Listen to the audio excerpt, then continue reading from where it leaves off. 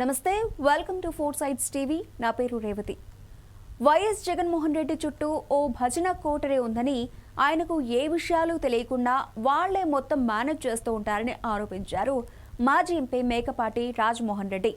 అధికారం కోల్పోవడంతో ఒక్కొక్కరు బయటకు ఎందుకు వెళుతున్నారో కూడా ఆయన వివరించారు. అసలు వైసీపీకి 11 సీట్లు రావడానికి కూడా పరోక్షంగా వాళ్లే కారణమని ఆయన తన అభిప్రాయాన్ని వ్యక్తం చేశారు. పార్టీ ఆవిర్భావం నుంచి ఉన్న నేతల్లో ఒక్కరంటే ఒక్కరే కనిపిస్తున్నారు. అది వైవి సుబ్బారెడ్డి మాత్రమే.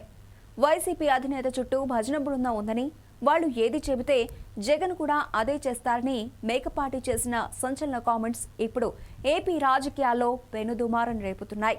నెల్లూరులో వైసీపీకి మంచి పట్టు ఉంది. 2024 ఎన్నికల్లో ఈ జిల్లాలో కూడా మెజారిటీ సీట్లు కూటమి నేతలు దక్కించుకున్నారు. అప్పటి నుంచి ఒక్కొక్కరిని చీల్చుతూ బలహీనపరుస్తున్నారనే ఆరోపణలున్నాయి. వైసీపీ స్ట్రాంగ్ గా ఉన్న ప్రాంతాల్లో టీడీపీ అలయన్స్ పట్టు సాధించేందుకు తీవ్రంగా ప్రయత్నిస్తోంది. అందుకు బలమైన నేతలకు గాలం వేస్తూ మచ్చిక చేసుకుంటుందనే ప్రచారం సాగుతోంది. అటు సీనియర్ నేత మాజీ ఎంపీ మేకపాటి రాజమోహన్ రెడ్డి కూడా పక్కచూపులు చూస్తున్నారనే టాక్ నడుస్తోంది.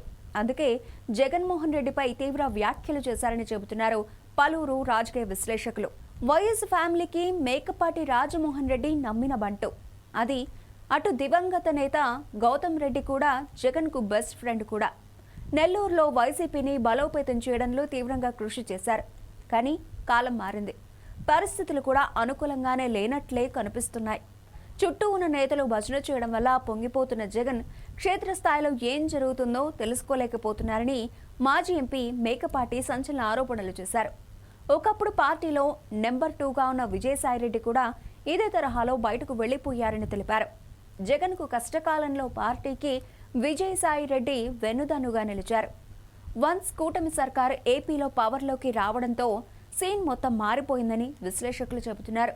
నిత్యం జగన్ మేలు కోరుకునే మేకపాటి ఈ స్థాయిలో విమర్శలు చేయడంతో వైసీపీ నేతలే ఆశ్చర్యానికి గురవుతున్నట్టు సమాచారం. మేకపాటి సోదరుడు మాజీ ఎమ్మెల్యే మేకపాటి చంద్రశేఖర్ రెడ్డి గతంలో జగన్ పై విమర్శలు చేస్తూ పార్టీకి గుడ్ బై చెప్పి సైకిల్ ఎక్కారు.